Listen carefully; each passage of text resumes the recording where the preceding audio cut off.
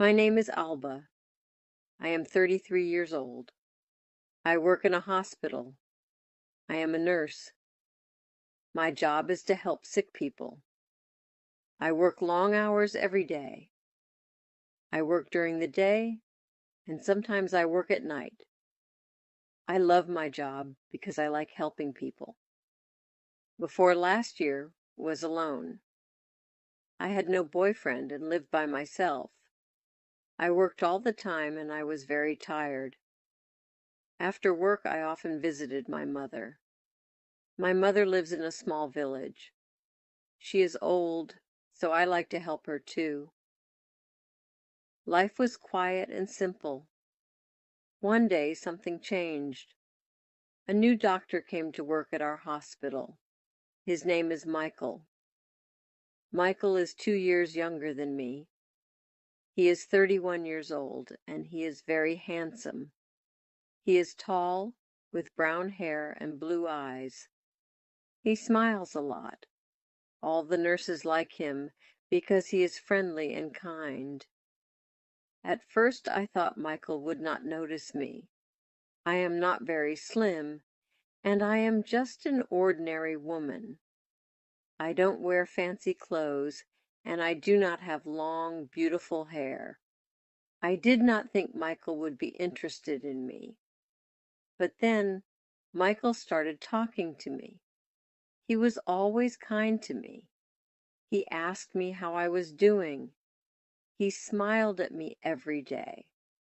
I was surprised. I did not think someone like Michael would be interested in someone like me. One day Michael asked if I needed a ride home. I said yes. He drove me home in his car. It was a nice car, and we talked the whole way. We talked about work, our lives, and our families. I felt very happy talking to him. Michael was easy to talk to. After that, Michael often drove me home. Sometimes he would bring me coffee or tea at work. We would sit together in the cafeteria during lunch and talk. I started to like him more and more. I looked forward to seeing him every day. Then one weekend, Michael asked if I wanted to go to the movies. We both had a day off, so I said yes. We went to see a movie together, and after the movie, we went for a walk. We talked for hours. I was so happy. I thought maybe Michael liked me as much as I liked him. But then, a few days later, Michael told me something surprising. He said, "Anna, I need to tell you something. I am married." I was shocked. I did not know he had a wife. He never talked about his wife, and he did not wear a wedding ring. Michael explained that he had been married for 5 years. His wife's name is Laura. They do not have any children. He said he was not happy in his marriage.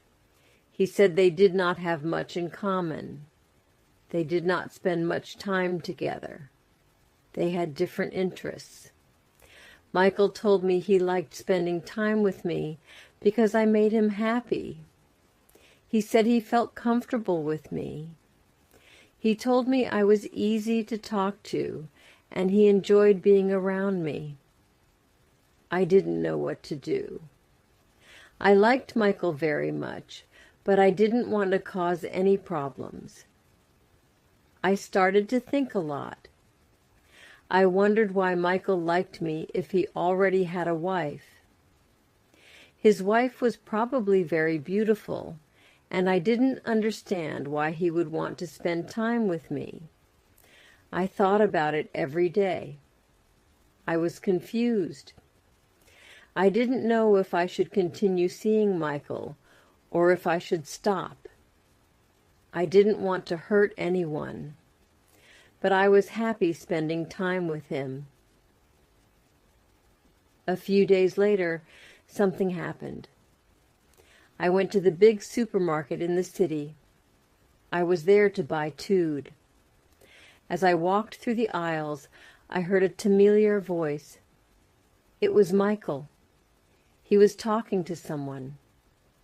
I saw him before he saw me. He was with a woman. I guessed it was his wife, Laura. Laura was very beautiful. She was tall and elegant. She looked like a model. She wore expensive clothes, and she smiled a lot. They were laughing together, and they looked very happy. I felt sad. I didn't know what to do. I left the supermarket quickly. I didn't want them to see me. I went home and thought about it. I felt confused.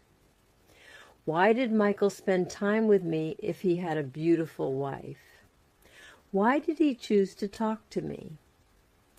I started to think about my situation. I didn't want to be the other woman in Michael's life. I wanted to make the right decision, but it was hard. I knew I had to talk to Michael and figure out what to do. Later that night, I couldn't sleep. I kept thinking about Michael. I thought about how kind he was to me and how much I enjoyed spending time with him, but I also thought about his wife. She was beautiful and looked perfect. I didn't understand why Michael would choose to be with me when he had a beautiful wife. The next day I went to work feeling tired and sad. I didn't want to see Michael, but I knew I had to talk to him. When I saw him, he smiled at me like everything was normal, but I couldn't smile back. I needed to know what was really going on. "Michael, we need to talk," I said. He looked at me, confused. "What's wrong, Anna?" he asked. "I saw you at the supermarket with your wife," I said. "You looked happy.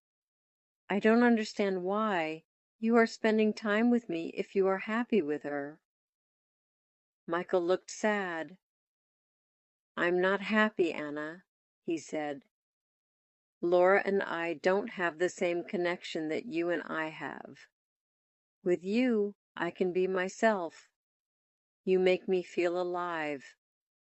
I didn't know what to say. I liked Michael, but I didn't want to be the reason someone's marriage fell apart. I decided to give myself some time to think. I told Michael that I needed space. Over the next few days, I thought about everything. I talked to my best friend, Sarah, and told her about Michael. Sarah is always honest with me. She told me, "Anna, you deserve someone who can be with you fully. Don't settle for less." I knew she was right.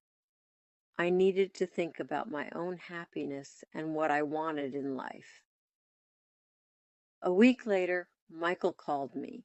He wanted to meet and talk. I was nervous, but I knew I had to be honest with him. We met at a park, and I told him how I felt. "Michael, I care about you, but I can't be in this situation," I said. "You need to decide what you really want.